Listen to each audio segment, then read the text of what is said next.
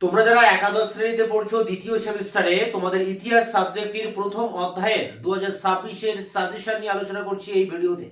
এবং এখানে সাজেশনের প্রতিটা প্রশ্নের উত্তর আমি ইতিমধ্যে চ্যানেলে আপলোড করে দিয়েছি, তারও লিংক দেওয়া থাকবে ভিডিওর ডেসক্রিপশন বক্সে। তোমাদের সাজেশনের যে সমস্ত কোশ্চেনগুলো রয়েছে সেগুলো ইউটিউবে বাংলায় লিখে সার্চ করলে আমার দেওয়া ভিডিও বা ক্লাসে লেকচার অ্যান্সার তোমরা পেয়ে যাবে। যদি না পাও আমার হোয়াটসঅ্যাপ নাম্বার 8327540655 নাম্বারে হোয়াটসঅ্যাপ করলে আমি উত্তরের লিংক তোমাদেরকে পাঠিয়ে দেবো।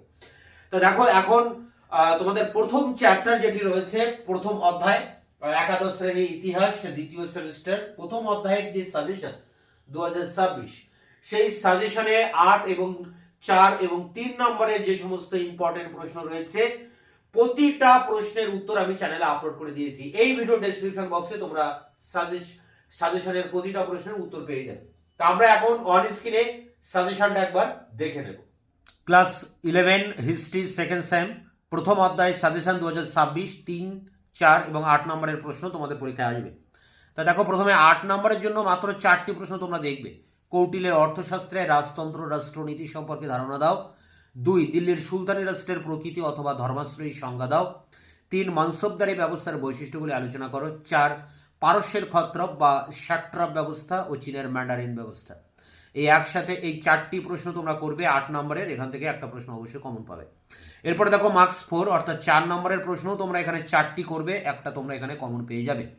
প্রথম প্রশ্ন দেখো, জিয়াউদ্দিন বার্নির ফতোয়া ই জাহানদারিতে রাজতন্ত্র ও রাষ্ট্রনীতি সম্পর্কে আলোচনা করো। 2, টমাস ক্রোমওয়েল ও নব্য রাজতন্ত্র সম্পর্কে আলোচনা করো। 3, টমাস হবসের রাষ্ট্রচিন্তার বিবরণ দাও।